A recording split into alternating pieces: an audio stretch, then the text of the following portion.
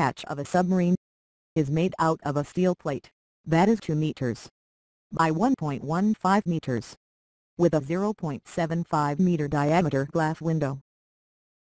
The hatch and window both have a thickness of 10 centimeters. The temperature of the inside surface of the hatch is 15 degrees Celsius, while the temperature of the seawater outside the hatch is 5 degrees Celsius. Calculate the total heat transfer rate from the submarine to the ocean, through the hatch.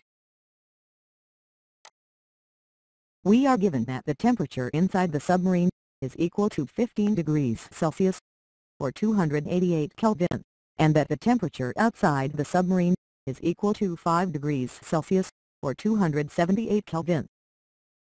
By looking up the table of thermal conductors, we find that the thermal conductivity of steel is equal to 60.5 watts per meter Kelvin. And from the table of thermal insulators, we find that the thermal conductivity of glass is equal to 1.4 watts per meter Kelvin. We are also given that the thickness of both the glass and steel is equal to 10 centimeters, or 0.1 meters. We then use the hatch's geometry to calculate the area of the cross-section of the steel part of the hatch, perpendicularly to the direction of heat transfer.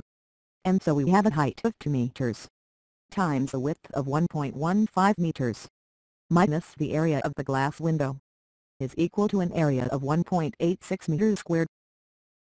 The cross-section of the glass part of the hatch is equal to pi times the diameter 0.75 squared over 4, which is equal to an area of 0.442 meters squared.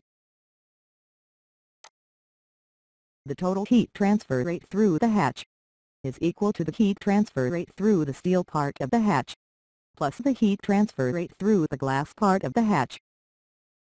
We then insert the equations for the heat transfer rates for steel and glass. Then we substitute the values of the variables into the equations.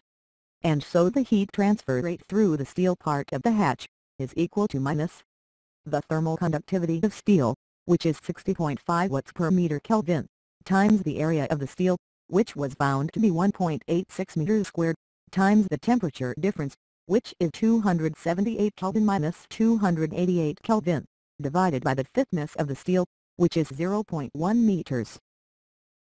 And so the heat transfer rate through the steel part of the hatch is 11,253 watts.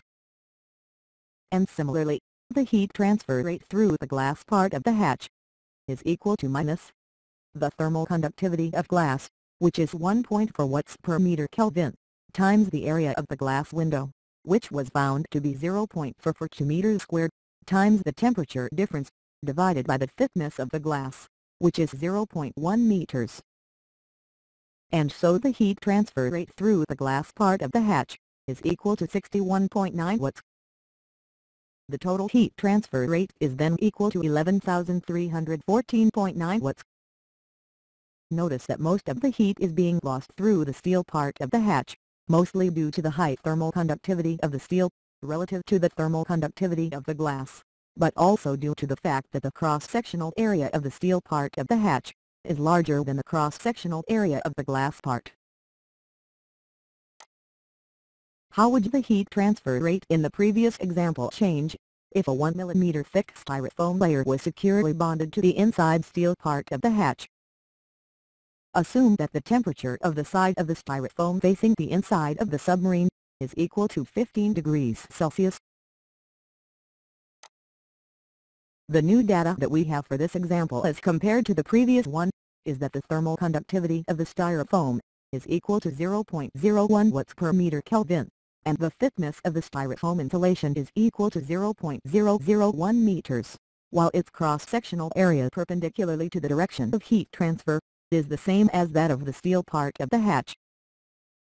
We start the solution by recognizing that since any heat that flows through the styrofoam will also flow through the steel that the styrofoam covers, then the rates of heat transfer through the steel and styrofoam are the same.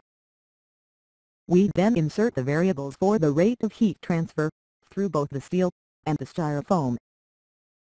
We note that the temperature difference across the steel is equal to the temperature outside the hatch minus the temperature at the interface plane between the styrofoam and the hatch.